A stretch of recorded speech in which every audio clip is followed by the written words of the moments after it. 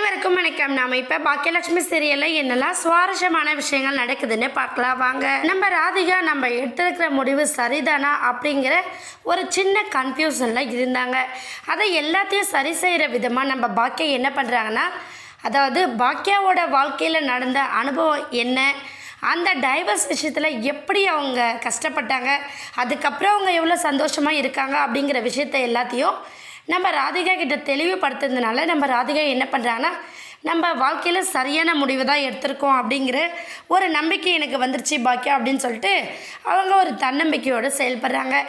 இன்னொரு பக்கம் நம்ம கோபிநாத் எதிர்பாராத ஒரு விஷயம் இது அப்படின்னே சொல்லலாம். ஏன்னா என்னதான் ராதிகா டைவர்ஸ்க்கு கொடுத்துருந்தாலும் நம்ம பேசின பேச்சால் ராதிகா கண்டிப்பாக டைவர்ஸ் வேண்டான்னு சொல்லுவார் அப்படிங்கிற மாதிரி அவர் எதிர்பார்த்தாரு. ஆனால் அதையெல்லாம் தாண்டி எனக்கு டைவர்ஸ் தான் முக்கியம் அப்படிங்கிற மாதிரி ராதிகா சொன்னதுனால கோபி வாயடிச்சு போய் வந்துட்டார்.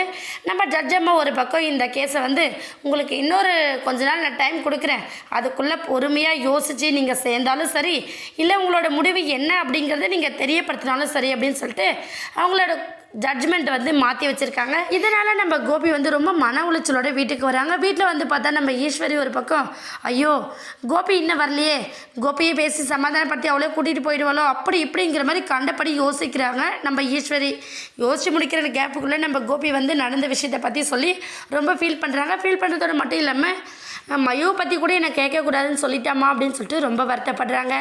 உடனே நம்ம ஈஸ்வரி என்ன பண்ணுறாங்கன்னா, கோபி அவள் உன்னோட ரத்த பந்தம் கிடையாது, ரத்த பந்தம் அப்படிங்கிறது உன்னோட பசங்க மட்டும்தான். உனக்கு ஒரு பிரச்சனைனா அவங்க தான் முன்னாடி நிற்பாங்க, அதை தாண்டி நீ அவகிட்டேருந்து எதையுமே எதிர்பார்க்கக்கூடாது அப்படிங்கிற மாதிரி சொல்கிறாங்க. சரி விடு கோபி, போனதெல்லாம் போச்சு, வேண்டான்னு அவள் அவ்வளோ ஸ்ட்ராங்காக இருக்கிறப்ப நீ எதுக்காக அவள் வேணும்னு இப்படி அடமெண்ட்டாக இருக்க? வேணவே வேணாம், அவள் உன்னோட இருந்தாலும் உன்னோட வாழ்க்கையே நரகம் ஆகிடும். முதல்ல இது எல்லாமே கடினமாக தான் இருக்கும், ஆனால் அதை எல்லாத்தையும் நீ மாற்றி தான் ஆகணும் அப்படிங்கிற மாதிரி நம்ம கோபிக்கு புரிய வைக்கிறாங்க. கோபி என்ன பண்ண போகிறாரு, இந்த பிரச்சனையிலேருந்து எப்படி வெளியில் வர போகிறாரு அப்படிங்கிறத வெயிட் பண்ணி பார்க்கலாம்.